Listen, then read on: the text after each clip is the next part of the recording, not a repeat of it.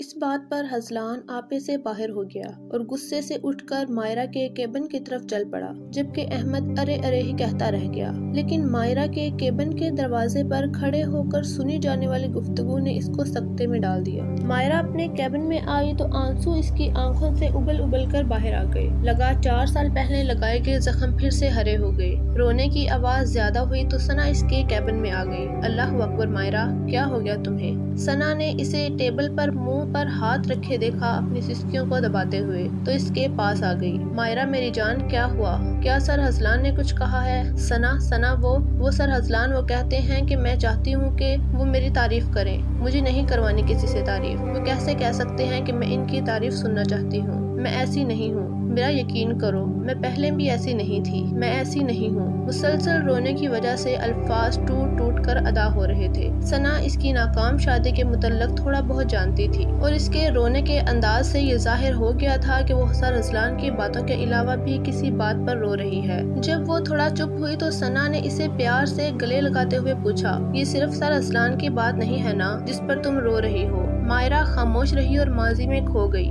یہ ان کی شادی کے 1 ہفتہ بعد کی بات تھی۔ مائرہ اور خضر دعوت کے بعد گھر آ رہے تھے۔ مائرہ نے محسوس کیا وہ کافی سنجیدہ ہے، لیکن بولی کچھ نہیں، بلکہ آہستگی سے اپنا ہاتھ خضر کے ہاتھ پر رکھ دیا، جسے اس نے ایک جھٹکے سے پیچھے کر دیا۔ مائرہ نے اپنے ذہن پر بہت زور دیا، لیکن اس سے اپنی کوئی غلطی نظر نہ آئی جس پر خضر اس سے ناراض ہو سکے۔ خود کو مطمئن کرتی وہ خاموش ہی رہی۔ گھر آ کر خضر تو کمرے میں چلا گیا، لیکن مائرہ نے چائے بنائی، اپنے ساس سسر کو اس کے کمرے میں دی اور خضر کے لیے چائے لے کر کمرے میں آ گئی۔ خضر اس وقت واش روم میں تھا۔ چائے کو ٹیبل پہ رکھ کر وہ الماری کی طرف مڑ ہی رہی تھی کہ دروازہ کھلنے کی آواز آئی۔ خضر لباس تبدیل کر چکا تھا۔ اس نے مائرہ کو اپنے پاس بلایا اور وہ دل میں ہلکی سی امنگ لیے اس کی طرف بڑھی، کیونکہ آج وہ خضر کے لیے تیار ہوئی تھی اور اس نے ایک دفعہ بھی اس کی تعریف نہ کی تھی۔ جیسے ہی مائرہ ایک بازو کے فاصلے تک پہنچی، خضر نے ہاتھ لمبا کر کے زور سے اس کی تھوڑی پکڑ لی۔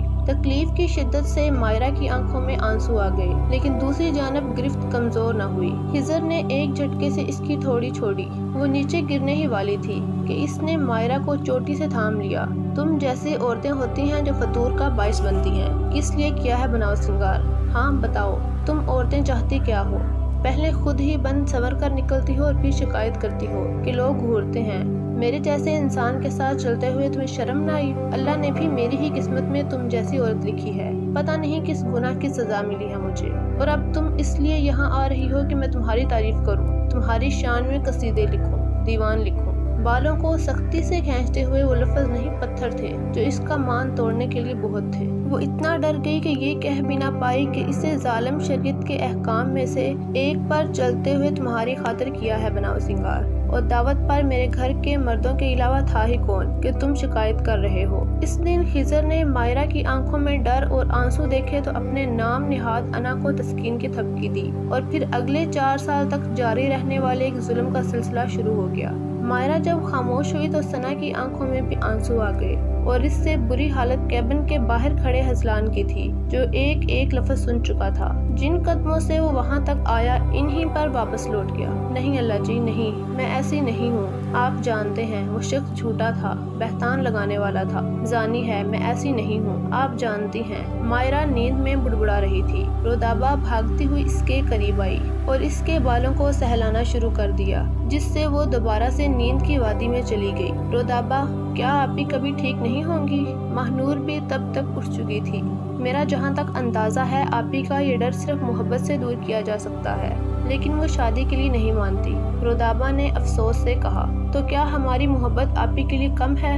ماہنور نے افسوس سے کہا، نہیں ماہنور، یہ ہماری ہی محبت ہے جس کی وجہ سے وہ اپنے بچے کو بھلانے میں کامیاب ہوئی ہے۔ طلاق کے بعد میں سوتی تھی ان کے ساتھ، وہ راتوں کو چیخیں مار مار کر موسیٰ کو یاد کرتی۔ بے شک ہماری محبت مرہم کے طور پر کام آئی، لیکن اللہ نے جو عقیدت اور محبت میاں بیوی کے رشتے میں رکھی ہے وہ دنیا کے کسی بھی رشتے کا مقابلہ نہیں کر سکتی۔ رودابہ بھی اپنی بہن کی طرح عمر سے پہلے ہی بڑی ہو گئی تھی، اور چونکہ ان دنوں ماہنور ہاسٹل میں تھی وہ اپنی بہن کو اس تکلیف میں نہ دیکھ سکی۔ کیا ایسا نہیں ہو سکتا کہ آپی کو اب بھی بہت محبت کرنے والا شوہر مل جائے؟ رودابہ نے پہلے ایک لمبی سانس لی، پھر بولی، اللہ تو وہ ہے کہ جو چاہے تو پانی کے درمیان ایک نہ نظر آنے والی دیوار کھڑی کر دے اور 2 مختلف مختلف رنگوں کے پانی کو علیحدہ رکھے، وہی اللہ چاہے تو کیا کچھ نہیں کر سکتا، بے شک وہ جو چاہے کر سکتا ہے۔ اگلے دن رودابا نے خود جا کر اسے اٹھایا اور بولی، آپ ہی کل کیا بات ہوئی تھی آفس میں؟ اس کے بعد آپ سارا وقت پارک میں بیٹھی رہی، کرافٹ سینٹر سے بھی فون آیا تھا کہ آپ وہاں نہیں گئی، کیا ہوا ہے ابھی؟ رودابا نے اپنا ہاتھ مائرہ کے ہاتھ پر رکھتے ہوئے کہا۔ مائرہ نے اسے سر ازلان کے ساتھ ہونے والی بات بتائی۔ آپی، جہاں تک میرا اندازہ ہے آپ کے باس نے وہ بات مذاق میں کہی تھی، وہ اجنبی ہیں اور وہ نہیں جانتے کہ کس بات سے آپ کا دل دکھے گا، لہٰذا آپ ان کی باتوں کو دل پر مت لیں۔ پھر مائرہ کے دل پر ہاتھ رکھا اور بولی، آپی یہ دل بہت خوبصورت ہے، اسے ماضی میں رہ رہ کر گندا مت کریں، جب کوئی چیز گندی ہو تو اسے دور کر دیا جاتا ہے، آپ اپنے گندے ماضی کو دور کر دیں اور اللہ سے اچھے کی امید رکھیں۔ مائرہ اس سے لپٹ گئی، 2 آنسو بھی گالوں پر پھسل گئے۔ جانتی ہیں آپی، دنیا میں ایسے بہت سے لوگ ہیں جن کو ان کے اچھے اعمال کا صلہ نہیں ملا، کبھی بھی نہیں ملا۔ وہ دنیا میں بہت دکھ جھیلتے ہیں، لیکن وہی لوگ آخرت میں سر اٹھا کر چل رہے ہوں گے اور کہیں گے کہ ہاں ہمیں ہماری آزمائشوں کا صلہ مل گیا، اور ہاں یہ بہت اچھا ہے اس سے جو ہمیں دنیا میں ملتا۔ پھر وہ لوگ جن کو دنیا میں ڈھیروں خوشیاں ملی ہوں گی دعا کریں گے کہ کاش وہ بھی دنیا میں اجر حاصل نہ کرتے، کاش ان کو بھی صبر کا پھل یہاں ملتا۔ جب رودابا خاموش ہوئی تو مائرہ اس سے الگ ہو کر آنسو صاف کرنے لگی۔ اب آپ آفس کے لیے اٹھ رہی ہیں یا میں اور تھوڑا بولوں؟ مائرہ ہنس دی۔ ازلان، کیا مطلب تمہارا؟ وہ شادی شدہ ہے، لگتی تو وہ کہیں سے بھی نہیں ہے۔ احمد کو جب ازلان نے پچھلے دن سنی جانے والی باتیں بتائی تو وہ بولا، یہی تو مجھے سمجھ نہیں آ رہا، یہاں اس کے ڈاکومنٹس میں لکھا ہے کہ وہ ان میرڈ ہے، لیکن جو رویہ اس نے کل بتایا تھا وہ شوہر ہی کر سکتا ہے۔ اتنے میں انٹرکام پر جویریہ کی آواز سنائی دی، سر مس مائرہ آفس میں آ چکی ہیں، ان سے بولو کہ فائلز لے کر میرے پاس پہنچے۔ ازلان نے حکم دیا اور پھر احمد کی طرف متوجہ ہوا اور بولا، اب اس بات کا جواب تو وہی دے گی۔ احمد بھی سامنے رکھی کرسی پر بیٹھ گیا۔ دروازے پر دستک دے کر مائرہ نے اندر آنے کی اجازت طلب کی۔ اس کی آواز سے تو کل والا کوئی دکھ نہیں سنائی دیا تھا۔ یس، کم ان۔ مائرہ فائلز لے کر اس کی ٹیبل کی دائیں طرف کچھ فاصلے پر کھڑی رہی۔ ازلان نے سرسری سا فائلز کو دیکھا، پھر بولا، آپ بیٹھ جائیں۔ ساتھ اس نے خالی کرسی کی طرف اشارہ کیا، کیونکہ دوسری طرف احمد تھا۔ مائرہ بولی کچھ نہیں، لیکن جن نظروں سے اس نے ازلان، پھر احمد اور پھر اس کرسی کو دیکھا، وہ دونوں سمجھ گئے کہ وہ وہاں احمد کے ساتھ والی کرسی پر بیٹھنے سے انکاری تھی۔ مجھے کچھ کام یاد آ گیا، میں چلتا ہوں، شام میں ملاقات ہوتی ہے۔ احمد جی بھر کے شرمندہ ہونے کے بعد اٹھ گیا اور مائرہ بڑے آرام سے کرسی پر آ کر بیٹھ گئی۔ ازلان نے ایک نظر دروازے تک جاتے احمد کو دیکھا، جو اسے دیکھ کر گلے کے گرد ہاتھ پھیر کر اسے یہ بتا رہا تھا کہ یہ لڑکی بڑی خطرناک ہے۔ ازلان نے ہنسی چھپانے کے لیے پانی کے گلاس کو منہ سے لگا لیا، پھر اس نے مائرہ سے فائلز کے متعلق کچھ باتیں کی۔ جب وہ جانے لگی تو بولا، مس مائرہ، میں نے آپ کے ڈاکومنٹس دیکھے اور مائرہ کی طرف سے کوئی جواب نہیں آیا، تو پھر بولا، اور ان میں لکھا ہے کہ آپ ان میرڈ ہیں، یہ سوال ہی تھا، آپ نے مجھ سے یہ پوچھنے کے لیے یہاں بلایا ہے۔ مائرہ رکھائی سے کہتے ہوئے دوبارہ بیٹھ گئی، نہیں، صرف یہ پوچھنے کے لیے تو نہیں بلایا تھا۔ ازلان نے فائلز کی طرف اشارہ کرتے ہوئے مسکرا کر جواب دیا۔ مائرہ نے گہری سانس لی اور بولی، ہاں میں نے یہاں ان میرڈ لکھا ہے، کیونکہ یہاں پر ڈائیورس کا کوئی آپشن نہیں تھا۔ اب میں جاؤں؟ مائرہ نے بمشکل اپنی آواز کو نارمل رکھا اور کہہ کر اٹھ گئی۔ ازلان ایک ہی لمحے میں خوش بھی ہوا، دکھی بھی۔ اس کا بوجھ بھی بڑھ گیا، کیونکہ وہ جانتا تھا کہ وہ اب جا کر دوبارہ روئے گی۔ اف، یہ بہادر لڑکیاں جن کے آنسو دیکھنا بھی گناہ ہے، اور ہوا بھی ایسے ہی۔ مائرہ کیبن میں آ کر رونے ہی والی تھی کہ دروازے پر دستک ہوئی، اور اس کی اجازت دینے سے پہلے ہی وہاں پر ان کی کمپنی کا ایک امپلائی کھڑا تھا، مسٹر اسد۔ کسی کے روم میں داخل ہونے سے پہلے اس سے اجازت لے لینی چاہیے، آپ کو ایسا نہیں لگتا کیا؟ مائرہ نے غصے میں طنز کیا تو آگے سے وہ مسکرا کر بولا، میں نے تو دستک دی تھی، دستک دینا اجازت لینے کے مترادف نہیں ہوتا۔ مائرہ کی آواز تھوڑی بلند ہوئی، لیکن اسد نے اس کا کوئی اثر نہیں لیا اور مائرہ کے ٹیبل پر آ کر بیٹھ گیا۔ مائرہ نے لاشعوری طور پر اپنی کرسی پیچھے کھینچ لی۔ ابھی وہ اسد کو وہاں سے بھیجنے کا سوچ ہی رہی تھی کہ دروازہ کھلا اور ازلان سخت تیور لیے اندر داخل ہوا، جس سے اسد ہڑبڑا کر ٹیبل سے اٹھ گیا۔ ارے سر، آپ یہاں؟ ہاں، مجھے اور مس مائرہ کو باہر ایک لنچ پر جانا تھا تو میں لینے آیا تھا ان کو۔ مائرہ نے ازلان کے آنے پر ایک سکھ کا سانس لیا ہی تھا کہ اس کی بات پر مائرہ کا دماغ گھوم گیا۔ اور آپ مسٹر اسد، آپ کو میں نے کمپنی کے بلز چیک کرنے کو دیے تھے، مجھے آج وہ فائل میرے ٹیبل پر چاہیے۔ مس مائرہ کل جو میٹنگ میں پریزنٹیشن ہے اس کی فائل لیں اور چلیں میرے ساتھ۔ اسد تو آفس سے بھاگنے والے انداز میں نکلا۔ حزلان نے سگریٹ سلگاتے ہوئے کہا، لیکن کیوں سر؟ مائرہ کا بس نہیں چل رہا تھا کہ وہ اسے سگریٹ سمیت اٹھا کر کھڑکی سے باہر پھینکے۔ کیوں کا کیا مطلب ہوا؟ مجھے پریزنٹیشن پر آپ سے بات کرنی ہے۔ لیکن سر شیرازی تو آفس میں ہی ڈسکس کر لیا کرتے تھے۔ مائرہ نے اپنی طرف سے انکار کیا۔ میری طرف دیکھیں، نہیں واقعی دیکھیں مجھے اور بتائیں میں کون ہوں؟ حزلان نے سنجیدہ ہوتے ہوئے پوچھا۔ آپ سر حزلان ہیں۔ مائرہ نے ایک نظر دیکھ کر جواب دیا اور نیچے دیکھنے لگی۔ واؤ، آپ کو تو یاد ہے۔ ابھی تھوڑی دیر پہلے مجھے لگا آپ بھول چکی ہیں۔ میں نیچے آپ کا ویٹ کر رہا ہوں، آ جائیں۔ یہ کہہ کر وہ رکا نہیں بلکہ جلتا سگریٹ مائرہ کے ٹیبل پر رکھ کر باہر نکل آیا اور مائرہ نے اس سگریٹ کو ایسے کچلا جیسے وہ حزلان کا سگریٹ نہیں بلکہ خود ہو۔ اب وہ دونوں اپنے آفس کے قریب ہی ایک ریسٹورنٹ میں بیٹھے اگلے دن کی میٹنگ میں پیش کی جانے والی سلائیڈز پر بحث کر رہے تھے۔ بحث ختم ہوئی تو حزلان نے کھانے کا آرڈر دے دیا۔ سر آپ کھانا پیک کروا لیں۔ مائرہ کو کرافٹ سینٹر جانے کے لیے بس پکڑنی تھی۔ کس خوشی میں؟ کیا مطلب کہ کس خوشی میں کھانا پیک کروا لوں؟ حزلان نے سنجیدگی میں ریکارڈر توڑتے ہوئے کہا۔ مائرہ نے 3 سیکنڈ اس کا چہرہ دیکھا، پھر بولی، ٹھیک ہے سر، پھر مجھے اجازت دیں، مجھے دیر ہو رہی ہے۔ آپ کہاں جا رہی ہیں؟ آپ کے لیے میں نے آرڈر کیا ہے۔ اور وہ جو اپنی چیزیں سمیٹ رہی تھی حیرت سے اسے دیکھنے لگی۔ میں نے کب کہا تھا کہ میرے لیے آرڈر کریں کچھ؟ مائرہ نے دبے دبے غصے میں کہا۔ آپ کو میں اتنا بے مروت لگتا ہوں کہ صرف اپنے لیے آرڈر کرتا اور آپ بیٹھی منہ دیکھتی میرا۔ اور چونکہ میں کھانا منگوا چکا ہوں تو آئی ہوپ کہ آپ کھانا ضائع کرنے کے حق میں نہیں ہوگی۔ مائرہ کو غصہ آیا لیکن وہ خود نہیں سمجھ پائی کہ کیوں اس نے واپس جانے کا ارادہ ترک کر دیا اور منہ پھلائے بیٹھی رہی۔ حزلان یہ منظر دیکھ کر محظوظ ہو رہا تھا۔ آپ منہ ٹھیک کر لیں، کہیں لوگ یہ نہ سمجھیں کہ میں آپ کو زبردستی یہاں لایا ہوں۔ ٹھیک ہے، تھوڑا زبردستی، لیکن لڑکیاں تو ایسے لنچ کے لیے مرتی ہیں، تو آپ ان لڑکیوں کو ہی لایا کریں جو مرتی ہیں۔ مائرہ نے رکھائی سے کہا۔ آپ کیا چاہتی ہیں کہ مجھ پر ان لڑکیوں کے گھر والے قتل کا مقدمہ درج کر دیں؟ تپا دینے والی مسکراہٹ کے ساتھ بولا۔ آپ ایسے ہی بے تکی باتیں کرتے ہیں۔ نہیں، میں کبھی کبھی سنجیدہ بھی ہو جاتا ہوں۔ حزلان نے اس لہجے میں کہا کہ مائرہ بے اختیار مسکرا دی۔ کوئی اتنا خوبصورت بھی مسکرا سکتا ہے کیا؟ اچھا ہوں پھر سنجیدہ، مائرہ نے چیلنج کیا۔ کیا میں ایک موضوع پر آپ کی رائے لے سکتا ہوں؟ جی پوچھیں، وہ متوجہ ہوئی۔ Domestic violence. ایک لمحہ رکی۔ کیا آپ کو لگتا ہے کہ جو بچیاں یا لڑکیاں گھریلو تشدد برداشت کرتی ہیں وہ مظلوم ہیں؟ سوال جتنا غیر متوقع تھا، جواب بھی اتنا ہی غیر متوقع آیا۔ نہیں، میں تو ایسا نہیں سوچتی۔ کیا آپ کو ایسا لگتا ہے؟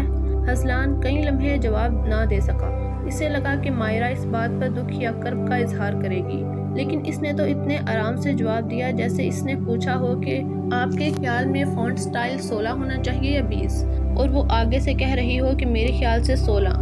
پھر بولا، ہاں مجھے لگتا ہے کہ ان پر ظلم ہوتا ہے اور وہ مظلوم ہے۔ مجھے ایسا نہیں لگتا۔ آپ نے اسلام کا مطالعہ کیا ہے کیا؟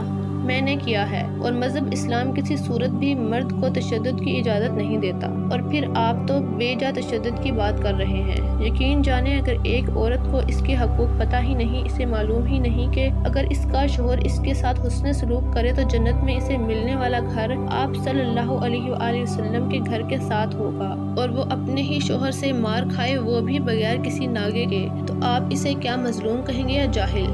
حزلان کچھ بول ہی نہ سکا۔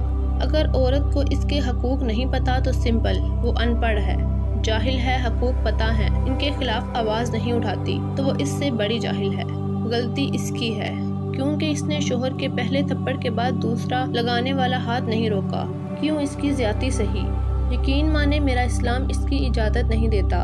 اور پھر چلو مان لیا کہ نہیں ملے اسے اس کے حقوق، یا گھر والوں نے اسے علیحدگی اختیار کرنے نہیں دی، یا معاشرے کا دباؤ تھا، whatever the reason was، لیکن وہ اپنے بیٹے کو تو سکھا سکتی تھی نا کہ اس کی بیوی کے کیا حق ہیں۔ اپنے بیٹے کی اچھی تربیت نہ کر کے وہ ظلم کرتی ہے اور اپنی ہی جیسی ایک عورت پیدا کرتی ہے۔ تو سر حزلان عورت مظلوم نہیں، ہم عورتوں کی اکثریت جاہل، ظالم اور ان پڑھ ہے۔ میری ڈکشنری میں وہ مظلوم نہیں۔ مائرہ کی آواز بلند ہو گئی۔ وہ کئی ٹیبلز پر بیٹھے ہوئے لوگوں نے مڑ کر ان دونوں کو دیکھا۔ اتنے میں ویٹر بھی کھانا لگا گیا۔ حزلان کو تو جیسے چپ لگ گئی۔ جانتے ہیں سر حزلان، جب ایک لڑکی کو اس کے شوہر سے اتنی زور کا تھپڑ پڑے کہ کچن میں کھڑی ساس آ کر دیکھے کہ کیا ہوا، और खाना अपनी प्लेट में डालते हुए बोली, और इसकी सास आंखों में दुख लेकर वापस चली जाए और अपने बेटे को ना रोके, जैसे इसका फर्ज है। अपनी बीवी पर हाथ उठाना। अब वो रुक कर लुकमा चबा रही थी। फिर अगले दिन वही सास किचन में खड़ी इस लड़की से कहे कि वो अपने घर वालों को कुछ न बताए, क्योंकि इसका सो कॉल्ड शोहर इससे मोहब्बत करता है। इसलिए तो इस लड़की को आपके ख्याल में क्या करना चाहिए। मायरा पूरी तवज्जो से खाना खा रही थी, जबकि हसलान ने खाने को हाथ तक नहीं लगाया था। नहीं नहीं, जो आप सोच रहे हैं वो नहीं, बल्कि ऐसे अपनी सास को कहना चाहिए था कि आपके बेटे से बड़ी जालिम आप हैं, जिसने इसकी तरबियत में इज्जत नहीं रखी। आपके शोहर ने जो जुल्म किया सो किया, आप क्यों नहीं रोकती अपने बेटे को इस जुल्म से? इतना तो कर सकती थी ना आप। अब वो नेपकॉन से अपना मुंह साफ कर रही थी। सो सर हजलान, औरत मजलूम नहीं है। आपका खाना ठंडा हो रहा है, मुझे इजाजत दें। ये कहकर मायरा बाहर आ गई और हजलान वहीं बैठा इसके लफ्जों के सहर में जकड़ा रहा। काफी देर बाद वेटर की आवाज पर वो होश में आया और बाहर को दौड़ लगाई।